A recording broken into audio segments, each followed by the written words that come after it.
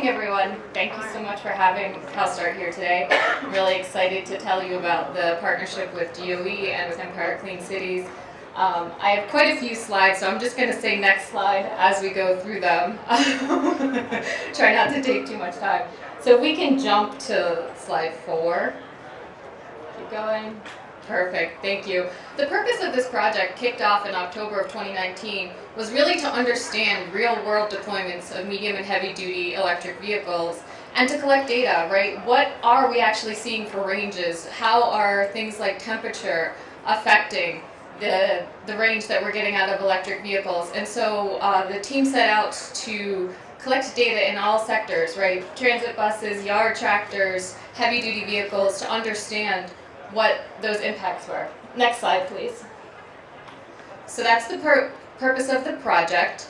As I said, it was kicked off in 2019, collecting data from all kinds of vehicles. The project will run through the end of this year, and we've created a dashboard on CALSTART's website. You can actually go to the project page and see the dashboard.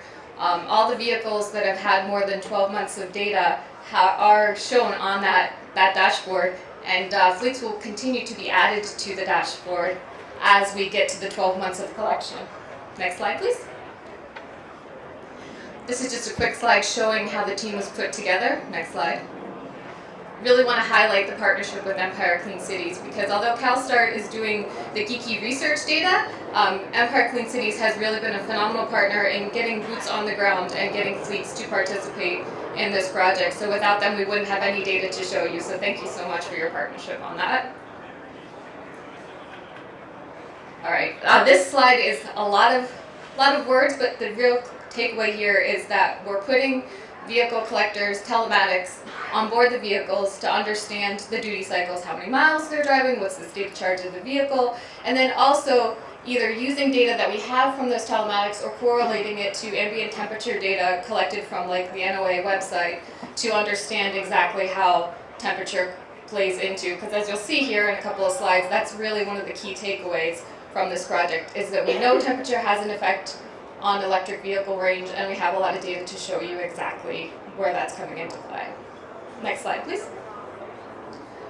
Just understanding diversity in the data, right? We want to make sure that we are capturing all use cases and all geographical, elevation, temperature, thinking about all the different places that the vehicles need to operate in the United States.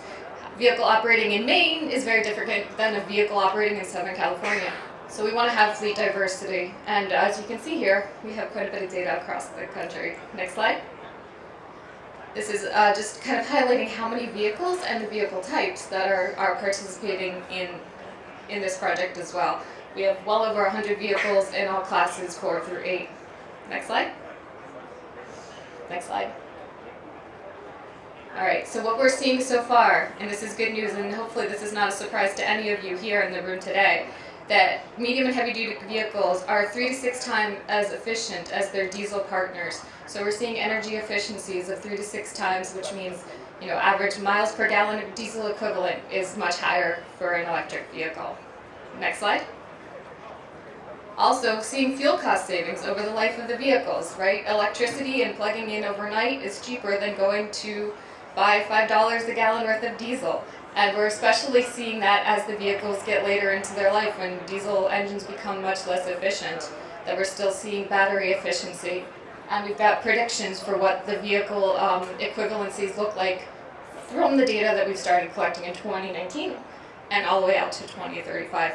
A lot of really good data here, a lot of charts. I know it's kind of a bit of an eye chart, so I definitely encourage you all to check out the website and look at the dashboard, because it's a really nice interactive place to see this data. Next slide.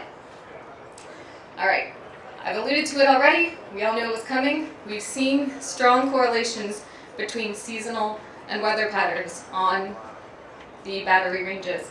You can see here on the left-hand y-axis, we've got the range, and then on the right-hand axis, you kind of see the average ambient temperature. So just really showing the correlation there between the range and the temperature. Next slide. There's a stronger impact in colder climates. As you can see, this slide here highlights the ranges on a transit bus. And the takeaway here that they've highlighted is that the optimal operating temperature for a transit bus is 81 degrees Fahrenheit. That's not going to happen for everybody. Thanks, Natalie. It's like, that's a tough bullet point to swallow. But what we're really showing here is that, as we're collecting the data, as battery technology continues to improve, we expect to see improvement here. But we are absolutely seeing really strong correlation with cold temperatures affecting range. Next slide. Similarly, this data point also shows a scatter plot of the range of yard tractors. So not only on-road vehicles, but off-road vehicles as well. Strong correlation between temperature and electric vehicle range.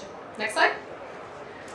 All right, key takeaways. This is my last slide. Thank you so much for bearing with me. I really appreciate it. I know we're running a little bit behind schedule, so I tried to be quick going through this. Again, really encourage you to go to the dashboard, check it out. Phenomenal data being collected, lots of really good things you can click through. You can look at all the individual states and each individual fleet to understand how all of the various vehicle types are impacted and what kind of data we're collecting. But we are seeing that electric vehicles are 3 times more efficient than their diesel counterparts. We're seeing the temperature impacts, and we're going to continue collecting data, and you'll see more and more fleets added to this database as we proceed through the summer months and as the project comes to an end. So thank you so much. Really appreciate the time today.